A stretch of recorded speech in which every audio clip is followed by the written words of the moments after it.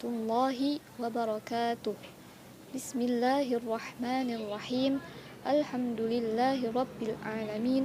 Wassalatu wassalamu ala ashrafil anbiya'i wal mursalin Sayyidina wa maulana Muhammadin wa ala alihi wa sahbihi ajma'in, amma ba'.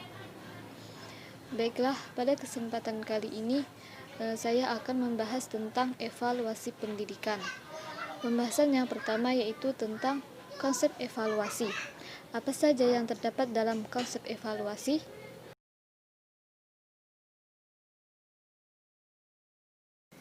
Dalam konsep evaluasi terdiri dari pengertian evaluasi, tes, pengukuran, dan penilaian.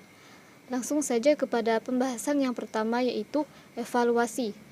Evaluasi merupakan suatu proses yang sistematis dalam mengumpulkan, menganalisis, dan menafsirkan data untuk menentukan apakah seorang peserta didik dipandang telah mencapai target pengetahuan atau keterampilan yang telah dirumuskan dalam tujuan pembelajaran. Dengan kata lain, evaluasi adalah suatu proses penentuan keputusan tentang kualitas suatu objek dengan melibatkan pertimbangan nilai berdasarkan data dan informasi yang telah dikumpulkan. Dalam dunia pendidikan, evaluasi sering dipahami hanya terbatas pada penilaian saja, padahal dalam proses pendidikan tersebut bukan hanya nilai yang dilihat, tetapi ada banyak faktor yang membuat berhasil tidaknya sebuah program. Evaluasi pendidikan merupakan penaksiran terhadap pertumbuhan dan kemajuan siswa ke arah tujuan atau nilai-nilai yang telah ditetapkan di dalam kurikulum. Jadi dapat kita pahami bahwa evaluasi merupakan suatu proses yang sistematis dalam mengumpulkan, menganalisis, dan menafsirkan data untuk mengetahui seorang peserta didik telah mencapai target pengetahuan dan keterampilan yang telah ditetapkan dalam tujuan pembelajaran. Yang kedua, tes. Tes didefinisikan sebagai alat atau prosedur yang dipergunakan dalam rangka pengukuran dan penilaian. Apabila kita kaitkan dengan evaluasi pendidikan, tes adalah cara atau prosedur yang digunakan dalam rangka pengukuran dan penilaian di bidang pendidikan.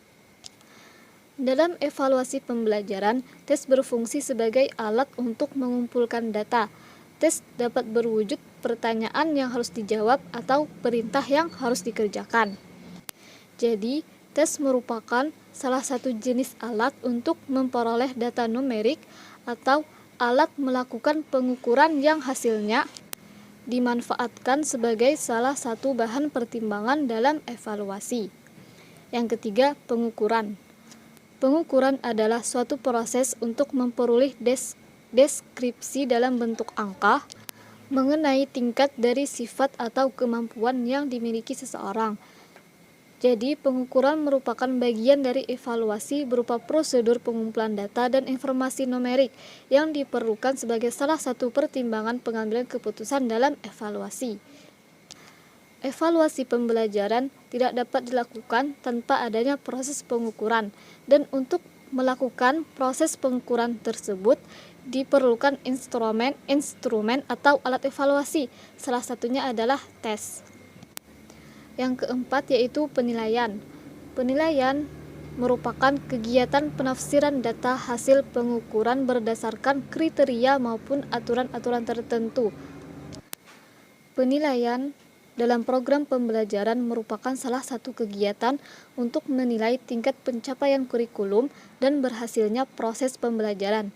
Penilaian dalam konteks hasil belajar diartikan sebagai kegiatan menafsirkan data hasil pengukuran tentang kecakapan yang dimiliki oleh siswa setelah mengikuti beberapa pelajaran. Penilaian berfungsi sebagai feedback untuk mengetahui keberhasilan pembelajaran baik dari sisi proses maupun hasil. Penilaian juga harus berbasis pada kurikulum. Penilaian harus berbasis pada kurikulum yang telah ditetapkan.